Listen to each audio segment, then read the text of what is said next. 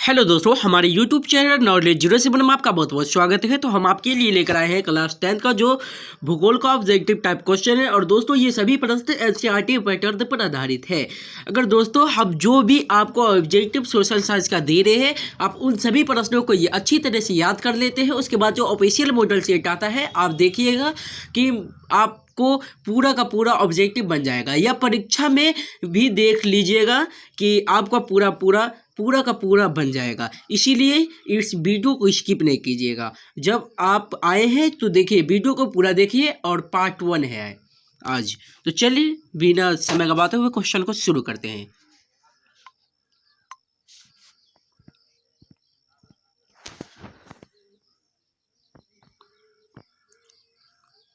दोस्तों आप लोग को अगर इनका पीडीएफ चाहिए तो डिस्क्रिप्शन बॉक्स में लिंक दिया हुआ है, वहाँ से आप टेलीग्राम ऐप में ज्वाइन हो जाइए और वहाँ से आसानी से पीडीएफ डाउनलोड कर सकते हैं। तो चलिए क्वेश्चन को शुरू करते हैं।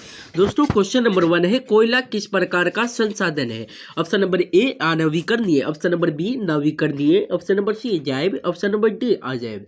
जी हाँ, तो इसका राइट आंसर होगा ऑप्शन नंबर ए अनवीकरणीय संसाधन है। कोयला किस प्रकार का संसाधन है? तो अनवीकरणीय संसाधन है। ध्यान रखिएगा। चलिए नेक्स्ट क्वेश्चन की ओर देखते हैं। दोस्तों क्वेश्चन शुरू करने से क्वेश्चन तो शुरू कर दिए हैं, तो आप वीडियो को पूरा जरूर देखिएगा, क्योंकि वीडियो को पूरा देखते हैं तो मुझे विश्वास होगा कि आप लोग तैयारी कर रहे हैं। चलिए नेक्स्ट क्वेश्चन है क्वेश्चन नंबर 2, सौर ऊर्जा निम्नलिखित में से कौन सा संसाधन है? सौर ऊर्जा निम्नलिखित में कौन सा संसाधन है? मानवकृत या पुण्य पूर्ति योग्य? मानवकृत तो नहीं है, मानव के द्वारा नहीं बनाया गया है। पुण्य पूर्ति योग्य या अजैव या अचक्रीय? क्या आंसर होगा? जी हाँ, तो इसका राइट आंसर होगा ऑप्शन नंबर बी पुण्य पूर्ति योग्य। इसका राइट आंसर होगा ऑप्शन नंबर बी। जी हाँ दोस्तों, तो आप लोग को अगर आप लोग को इन सभी प्रश्नों का पहले से याद है तो आप लोग देखिए, आपका रिवीजन हो जाएगा। अगर आप लोग को याद नहीं है तो इन्हें याद जरूर कर लीजिए, क्योंकि ये सभी इंपॉर्टेंट क्वेश्चन है, एनसीईआरटी पैटर्न पर आधारित है। पूरा एनसीईआरटी का प्रश्न नहीं है। डाकुओं की अर्थव्यवस्था का संबंध है। ऑप्शन नंबर ए संसाधन संग्रहण से, ऑप्शन नंबर बी संसाधन के अनियोजित विदोहन से, ऑप्शन नंबर सी संसाधन के नियोजित दोहन से, ऑप्शन नंबर डी इनमें से कोई नहीं। जी हाँ, तो इसका राइट आंसर होगा ऑप्शन नंबर बी संसाधन के अनियोजित विदोहन से डाकुओं की अर्थव्यवस्था का संबंध है। Option number B this is right answer. ध्यान रखिएगा। चलिए नेक्स्ट क्वेश्चन की ओर देखते हैं। क्वेश्चन नंबर 4 क्या कह रहा है? तो क्वेश्चन नंबर 4 है, तट रेखा से कितनी किमी क्षेत्र सीमा अपवर्जक आर्थिक क्षेत्र कहलाते हैं? Option number A 100 NM, option number B 200 NM, option number C 150 NM, option number D 250 NM। जी हाँ, तो इसका राइट आंसर होगा ऑप्शन नंबर बी 200 NM तटरेखा से कितनी किमी सीमा अपवर्जक आर्थिक क्षेत्र कहलाता है? तो 200 NM। चलिए नेक्स्ट क्वेश्चन की ओर देखते हैं। क्वेश्चन नंबर 5 क्या है?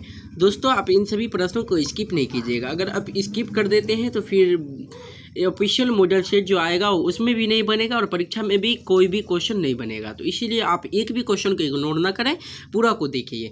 समुद्री क्षेत्र में राजनीतिक सीमा की कितनी किमी क्षेत्र तक राष्ट्रीय संपदा निहित है? ऑप्शन नंबर ए 10.2 किमी, ऑप्शन नंबर बी 15.5 किमी, ऑप्शन नंबर सी 12.2 किमी, ऑप्शन नंबर डी 19.2 किमी। जी हाँ, तो इसका राइट आंसर होगा ऑप्शन नंबर डी 19.2 किलोमीटर। समुद्री क्षेत्र में राजनीतिक सीमा की कितनी किमी क्षेत्र तक राष्ट्रीय संपदा निहित है? 19.2 किलोमीटर। दोस्तों आप लोग अभी तक एक भी क्वेश्चन का तैयारी नहीं किए, जैसे सोशल साइंस का पूरा ऑब्जेक्टिव का तैयारी नहीं किए, तो हम अभी शुरू ही किए हैं। तो आप अभी से ही तैयारी करके अच्छा से अच्छा नंबर ला सकते हैं।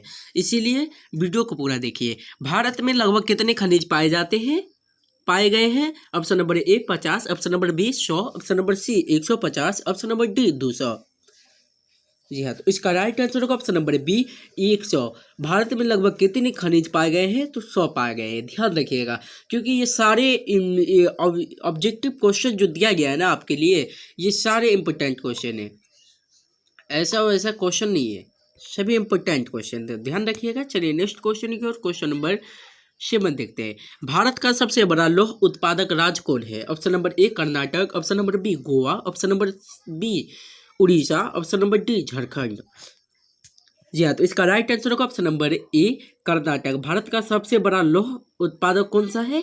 कर्नाटक है, ध्यान रखिएगा। चलिए नेक्स्ट क्वेश्चन की ओर, क्वेश्चन नंबर 8 देखते हैं।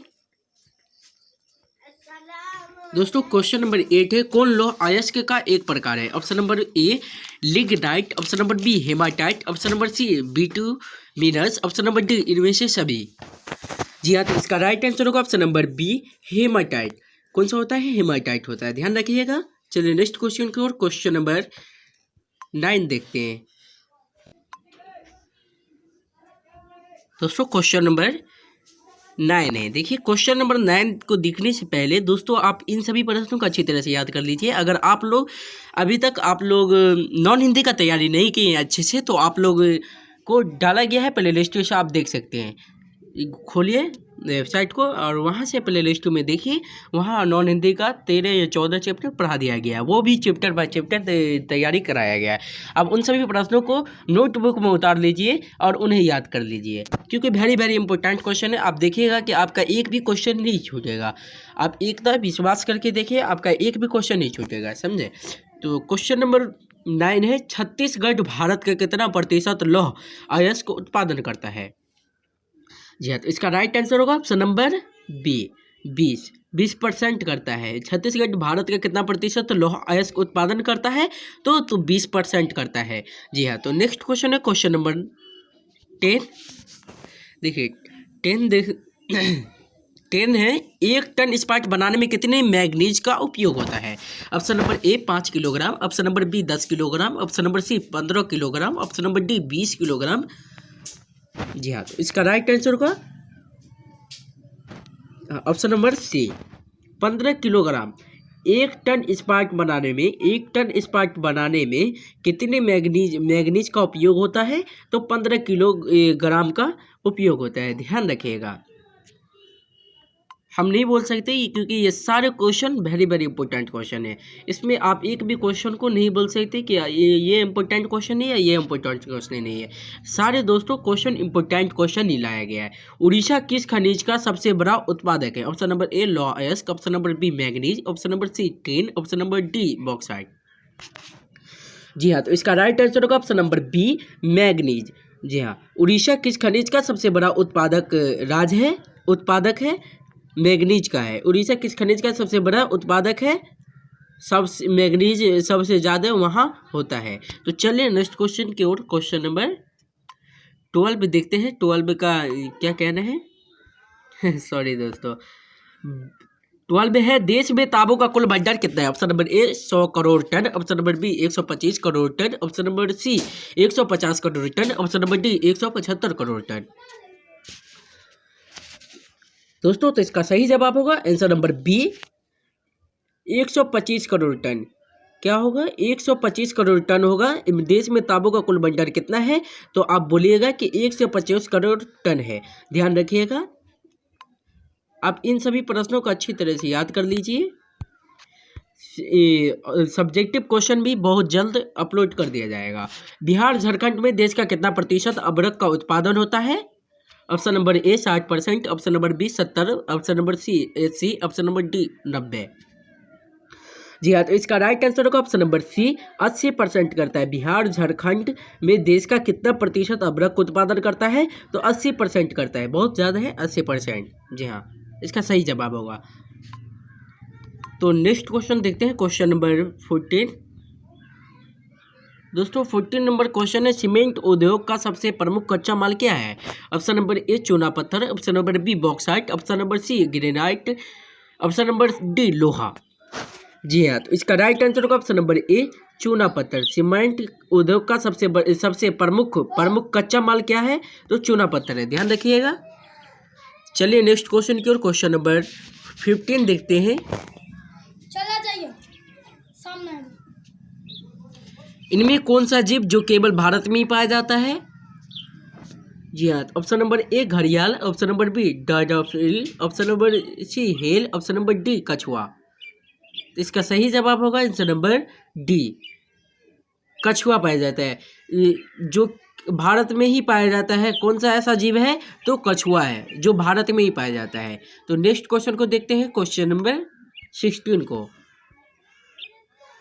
दोस्तों 16 नंबर क्वेश्चन है, भारत का राष्ट्रीय पक्षी है। ऑप्शन नंबर ए कबूतर, ऑप्शन नंबर बी हंस, ऑप्शन नंबर सी मयूर, ऑप्शन नंबर डी तोता। जी हाँ, तो इसका राइट आंसर होगा ऑप्शन नंबर सी मयूर। भारत का राष्ट्रीय पक्षी कौन है? मयूर है। बहुत सारे बच्चे को पता भी होगा भारत का राष्ट्रीय।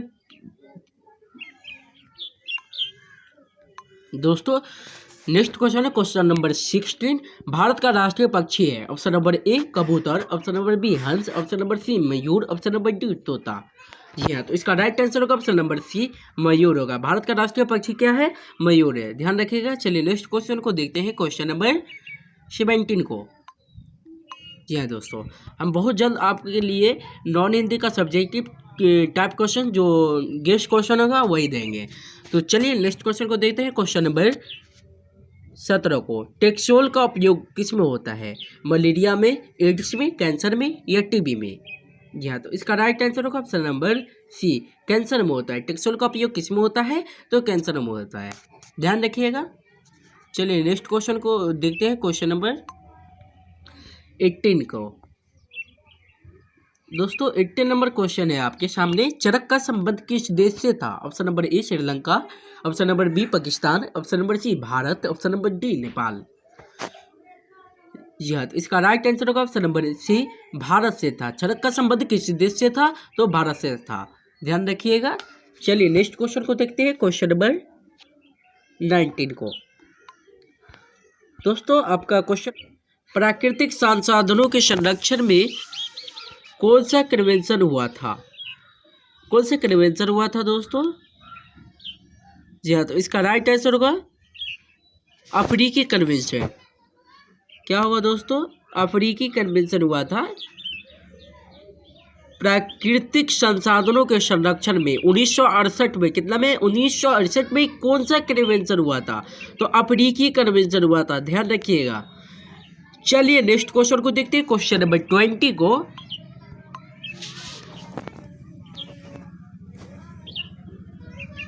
दोस्तों 20 नंबर क्वेश्चन है, संविधान की धारा 21 का संबंध है। ऑप्शन नंबर ए वन्य जीवों तथा प्राकृतिक संसाधनों के संरक्षण, ऑप्शन नंबर बी मृदा संरक्षण, ऑप्शन नंबर सी जल संसाधन संरक्षण। ये संविधान की धारा 21 का संबंध है किससे है? तो वन्य जीवों तथा प्राकृतिक संसाधनों के संरक्षण से है। जी हाँ, वन्य जीवों तथा प्राकृतिक संसाधनों के संरक्षण है। Option number A this is a right answer, option number ए सही जवाब हो जाएगा। तो नेक्स्ट क्वेश्चन देखते हैं, क्वेश्चन नंबर 21। यह दोस्तों 21 है आपका क्वेश्चन। 1951 से 1980 तक लगभग कितना वर्ग किलोमीटर क्षेत्र कृषि भूमि में परिवर्तित हुआ है? Option number A 30,000, option number B 26,000, option number C 25,000। जी हाँ, तो इसका राइट आंसर होगा ऑप्शन नंबर बी 26,000 हुआ है। 1951 से लेकर 1980 तक क्षेत्र कृषि कितना किलोमीटर वन क्षेत्र कृषि भूमि में परिवर्तित हुआ है? तो 26 किलोमीटर हुआ है। चलिए नेक्स्ट क्वेश्चन को देखते हैं, क्वेश्चन नंबर 22 को। दोस्तों क्वेश्चन नंबर 22 है, वन्य संरक्षण एवं प्रबंधन की दृष्टि से वनों को वर्गीकृत किया गया है। ऑप्शन नंबर ए 4 वर्गों में, ऑप्शन नंबर बी 5 वर्गों में, ऑप्शन नंबर सी 3 वर्गों में। जी हाँ, तो इसका राइट आंसर होगा ऑप्शन नंबर सी 3 वर्गों में किया गया। वन संरक्षण एवं प्रबंधन की दृष्टि से वनों को वर्गीकृत कितने में किया गया है? तो 3 वर्गों में किया गया है। चलिए नेक्स्ट क्वेश्चन को देखते हैं, क्वेश्चन नंबर। दोस्तों आपका ऑफिशियल मॉडल सेट आएगा तो उसे भी बढ़ा देंगे, ध्यान रखिएगा, उसे भी बताया जाएगा, क्वेश्चन आंसर के साथ बताया जाएगा।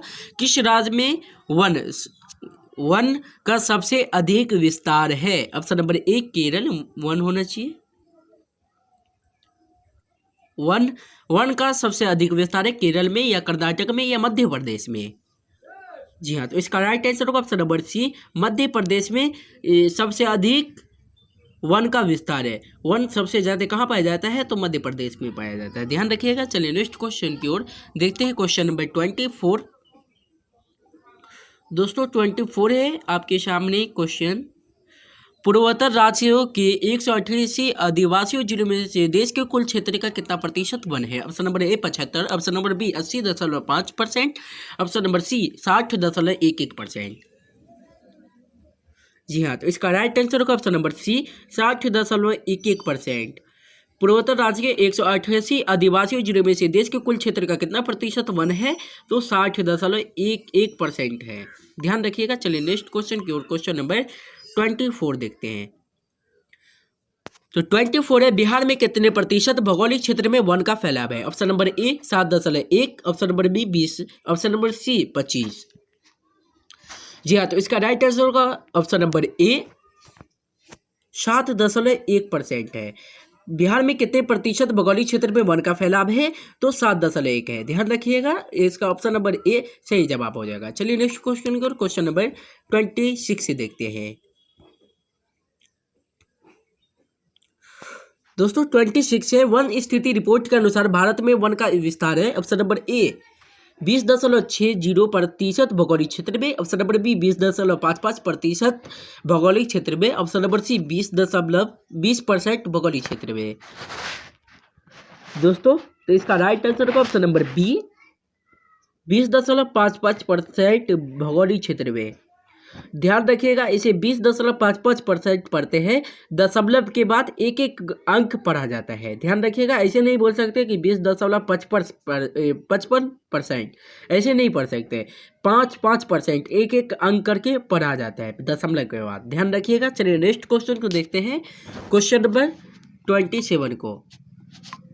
जी हाँ दोस्तों, 27 को देखते हैं। 27, भारत में 2001 में कितने प्रतिशत भौगोलिक क्षेत्र में वन का विस्तार है? Option number A 20, option number B 25, option number C 19.27।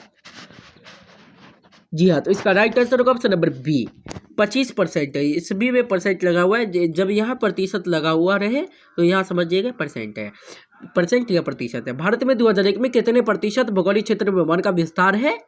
तो 25% है। भारत में 2001 में कितने प्रतिशत भौगोलिक क्षेत्र में वन का फैलाव है? 2001 में कितने प्रतिशत भौगोलिक क्षेत्र में वन का फैलाव है? तो 25% है। ध्यान रखिएगा। तो चलिए नेक्स्ट क्वेश्चन को देखते हैं, क्वेश्चन नंबर 28 को। दोस्तों 28 है, वीरहद क्षेत्र में जल की उपस्थिति के कारण ही पृथ्वी को कहते हैं। ऑप्शन नंबर ए उजला ग्रह, ऑप्शन नंबर बी नीला ग्रह, ऑप्शन नंबर सी लाल ग्रह। जी हाँ, तो इसका राइट आंसर होगा ऑप्शन नंबर बी नीला ग्रह कहा जाता है। वीरहद क्षेत्र में जल की उपस्थिति के कारण ही पृथ्वी को क्या कहते हैं? नीला ग्रह कहा जाता है। जल की उपस्थिति होने के कारण इसे क्या कहा जाता है? नीला ग्रह कहा जाता है। चलिए नेक्स्ट क्वेश्चन को देखते हैं, क्वेश्चन नंबर 29 को। दोस्तों 29 है, कुल जल का कितना प्रतिशत भाग महासागरों में निहित है? Option number A 9.5%, option number B 95.5%, option number C 96%। जी हाँ दोस्तों, तो इसका राइट आंसर होगा ऑप्शन नंबर बी 95.5%। कुल जल का कितना प्रतिशत भाग महासागरों में निहित है? तो 95.5%। दोस्तों आप इन सभी प्रश्नों को अच्छी तरह से याद कर लीजिएगा। आज हम आपको VVI क्वेश्चन दिए हैं, ऑल इम्पोर्टेंट क्वेश्चन है। आते हैं, देश के बांधों को किसने भारत का मंदिर कहा था? Option number A Mahatma Gandhi, option number B doctor Rajendra Prasad, option number C Pandit Nehru. तो आपका सही जवाब होगा answer number C, Pandit Nehru ने कहा था। देश के बांधों को किसने भारत का मंदिर कहा था? तो पंडित नेहरू कहा था। आपका ऑप्शन नंबर सी सही जवाब हो जाएगा। दोस्तों आप सबको इन सभी प्रश्नों में से आपको कितना क्वेश्चन याद था मुझे कमेंट बॉक्स में ज़रूर बताइए। अगर आप इन सभी प्रश्नों का पहले से ही आंसर जानते ही होंगे तो मुझे कमेंट बॉक्स में ज़रूर बताएं, क्योंकि हम आपको देखना चाहते हैं कि आप इन सभी प्रश्नों में से आप कितना क्वेश्चन पहले से याद कर चुके हुए थे। अगर याद नहीं है तो आप इन सभी प्रश्नों को अच्छी तरह से याद कर लीजिएगा। और दोस्तों ऑफिशियल मॉडल सेट आने वाला है, आप उन सब से मिला लीजिएगा मेरा क्वेश्चन और उनसे क्वेश्चन मिलता है या नहीं मिलता है। उसके बाद विश्वास नहीं कीजिएगा, लेकिन अभी याद कर लीजिए, उसके बाद भूलिएगा। अगर इसमें मिल जाता है तो दोस्तों आपका परीक्षा में तो 100% है कि आपका मिलेगा ही मिलेगा। इसीलिए आप इन सभी प्रश्नों को अच्छी तरह से याद कर लीजिए। तो हम अब बहुत जल्द आपके लिए सब्जेक्टिव क्वेश्चन भी लेकर जल्दी ही आएंगे। चलिए, जब तक के लिए 30 क्वेश्चन हम आपको दिए हैं, तो इस क्वेश्चन आज याद कर दीजिए, फिर 30 क्वेश्चन कल मिलेगा। चलिए नेक्स्ट पार्ट में मिलते हैं आपके साथ।